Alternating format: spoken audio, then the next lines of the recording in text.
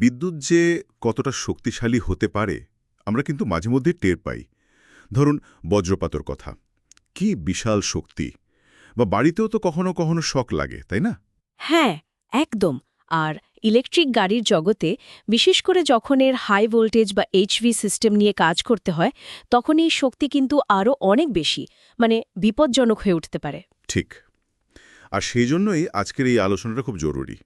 আমরা ফোকাস করব ইলেকট্রিক গাড়ির নিরাপত্তা ব্যবস্থার উপর, বিশেষ করে এই হাই ভোল্টেজ সিস্টেম আর তার নিয়মকানুন নিয়ে।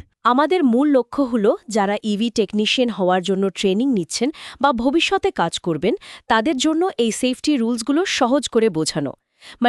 কর্মক্ষেত্রে কিভাবে নিজেদের আর অন্যদের সুরক্ষিত রাখা যায়, সেটাই আসল কথা। আচ্ছা, তাহলে শুরুতেই একটু পরিষ্কার করে নেওয়া যাক, এই হাই ভোল্টেজ বা এইচভি বলতে ঠিক কি বোঝায় গাড়ির ক্ষেত্রে। বা ডিসি 60 ভোল্টস থেকে 1500 ভোল্টের মধ্যে হয়, অথবা ধরুন অল্টারনেটিং কারেন্ট বা এসি 30 ভোল্টস থেকে 1000 ভোল্টের মধ্যে থাকে, তখন সেটাকে আমরা হাই ভোল্টেজ বলি। ও, তার মানে বাড়ির সাধারণ 220 বা 240 ভোল্টের চেয়েও অনেক অনেক বেশি শক্তিশালী। এটাকে তো তাহলে সাধারণ আগুনের মতো ভাবলে চলবে না। না না, একদমই না।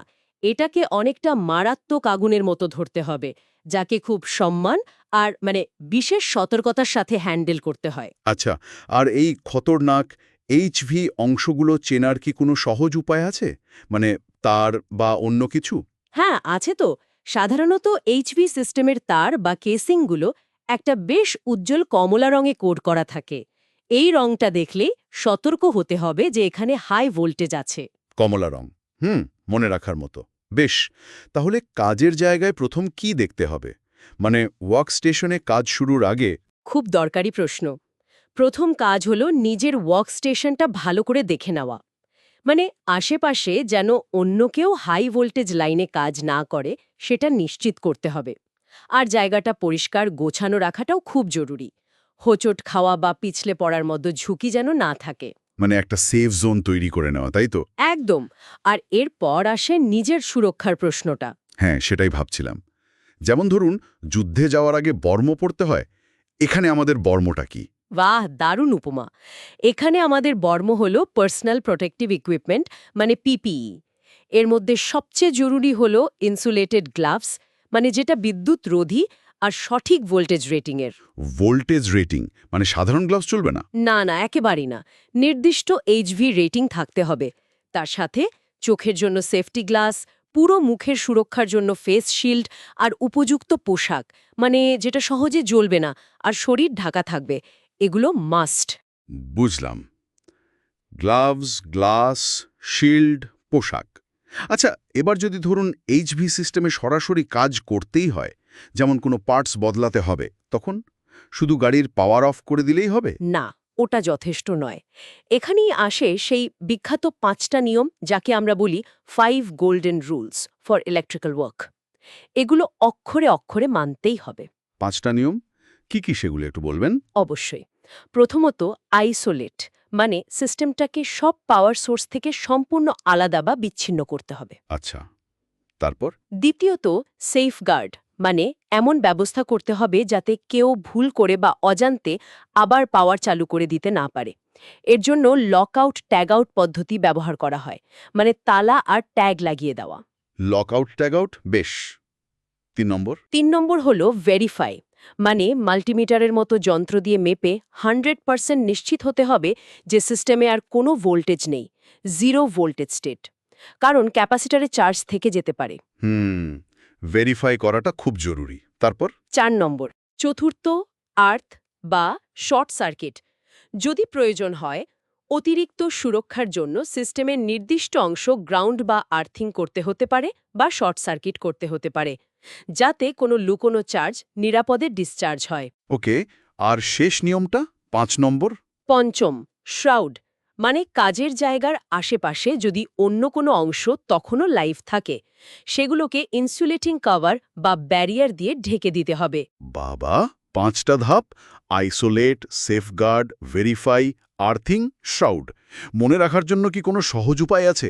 ধরুন ISVES, ISVES। হ্যাঁ, ISVS এইভাবে মনে রাখা যেতে পারে। এটা একটা সেফটি চেকলিস্টের মতো। আর কাজের চাপ যতই থাকুক এই 5টার একটাও বাদ দেয়া মানে মানে মারাত্মক বিপদ। একদম ঠিক। সুরক্ষার সাথে নো কম্প্রোমাইজ।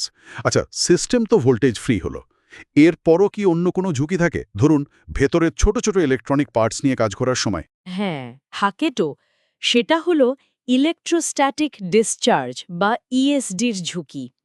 আমাদের শরীরে যে স্থির বিদ্যুৎ বা স্ট্যাটিক চার্জ জমে, সেটা কিন্তু ইভির খুব সেন্সিটিভ ইলেকট্রনিক কম্পোনেন্ট, যেমন কন্ট্রোল মডিউল, এগুলোকে ড্যামেজ করে দিতে পারে।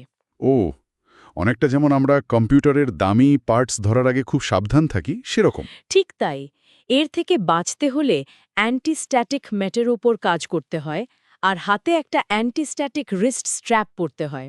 ওই স্ট্র্যাপটা গ্রাউন্ডের সাথে কানেক্ট করা থাকে। আচ্ছা আচ্ছা, বুঝলাম। যাতে শরীরের স্ট্যাটিক চার্জটা সেফলি ডিসচার্জ হয়ে যায়। একদম। সব শেষে ওয়ার্কশপে তো অনেক সেফটি সাইন বা সতর্কতামূলক চিহ্ন দেখি। হাই ভোল্টেজ, পিপিই মাস্ট, এগুলোর গুরুত্ব কতটা? আরে, ওগুলো তো ওয়ার্কশপের ট্রাফিক সিগন্যালের মতো, খুবই গুরুত্বপূর্ণ। হাই ভোল্টেজ ডেঞ্জার মানে ওখানে বিপদ। পিপি রিকোয়ার্ড মানে সুরক্ষা সরঞ্জাম পড়তেই হবে। এমার্জেন্সি স্টপ কোথায় আছে বা কোথায় ঢোকা বারণ, এই সব চিহ্নগুলো আমাদের গাইড করে। এগুলোকে অবহেলা করা চলবে না একদম। তাহলে পুরো আলোচনার সারসংক্ষেপ করলে দাঁড়ায়, হাই ভোল্টেজকে ভয় এবং সম্মান দুটোই করতে হবে। সঠিক পিপি মাস্ট। এইচভি সিস্টেমে কাজের আগে ওই 5টা গোল্ডেন রুলস IVSE ফলো করতেই হবে, ইএসডি প্রোটেকশন নিতে হবে, আর সেফটি সাইনগুলো চিনতে ও মানতে হবে। একদম। আর একটা কথা মনে রাখতে হবে, এই নিরাপত্তা জ্ঞানটা শুধু কিছু নিয়ম জানা নয়, এটা একটা মাইন্ডসেট, একটা অ্যাটিটিউড।